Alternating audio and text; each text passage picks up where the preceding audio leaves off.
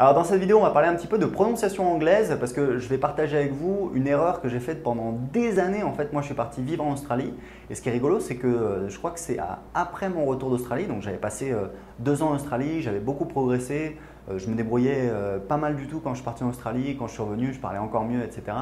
Et c'était une erreur que je faisais toujours et quand je me suis rendu compte, j'étais vraiment sur le cul parce que c'est une erreur, on va dire, grossière. Alors, il faut savoir que moi, j'étais absolument nul en anglais à l'école, mais nul de chez nul, c'est-à-dire ça me passait au-dessus de la tête. Je suis sorti de la fac avec un bac+5, mention très bien et je parlais toujours pas anglais et c'est à 24 ans que j'ai décidé de commencer à apprendre l'anglais. Donc c'est peut-être pour ça que je faisais cette erreur et je veux la partager avec vous parce que pour vous éviter justement de faire cette erreur qui est grossière parce que c'est 2 mots du vocabulaire anglais qui sont extrêmement courants. Donc le premier mot c'est where, c'est où en fait en français. Donc where, ça s'écrit W-H-E-R-E. En anglais, si on l'épelle, ça se dit W-H-E-R-E. Ok? Donc c'est where. Par exemple, where is Sam? Où est Sam? Voilà, c'est le mot où en français.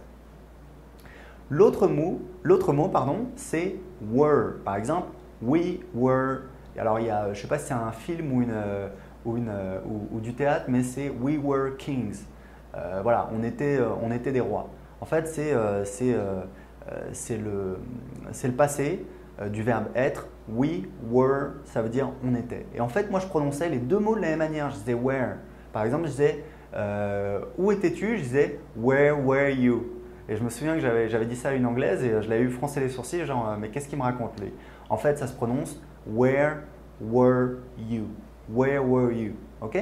Donc, pour me défaire de cette habitude, si par exemple, par malchance, vous faites effectivement ce problème, je me forçais en fait quand je le lisais à le prononcer bien, quand je lisais, voilà, à bien penser, à bien le prononcer. Et pendant des mois, il y avait une impression désagréable, vraiment, c'était pas naturel, mais maintenant c'est venu, je le prononce toujours bien, je l'entends toujours bien et je suis assez étonné d'avoir fait cette erreur pendant tant de temps que ça, donc je voulais le partager avec vous dans cette vidéo. Parce qu'il faut savoir que quand vous apprenez un langage, en fait c'est comme apprendre une langue, c'est comme un tableau, c'est comme un tableau de chef-d'œuvre. Au début, vous faites, là c'est un petit peu grossier, vous faites le schéma, vous faites un petit peu les grosses lignes. Après, vous allez mettre les couleurs, après vous allez mettre les petits détails, etc., etc. Donc vous affinez toujours, toujours et toujours. Au moment où je vous parle, en fait, je suis chez moi en Colombie. Ça fait plusieurs mois que j'habite en Colombie. Je me suis marié donc avec ma femme qui est colombienne et j'ai appris l'espagnol. Et c'est rigolo parce qu'au début, en fait, pendant 2-3 ans, je venais à peu près la moitié du temps en Colombie et à chaque fois que je venais, j'apprenais un mot nouveau. Et c'est exactement ce que je vous dis, c'est que petit à petit, vous allez améliorer votre niveau en anglais, vous allez rajouter des choses. Et c'est rigolo parce que à chaque fois que j'apprenais un nouveau mot, et ça c'est quand même assez incroyable, ça me le fait encore, à chaque fois que j'apprenais un nouveau mot, je commençais à l'entendre partout.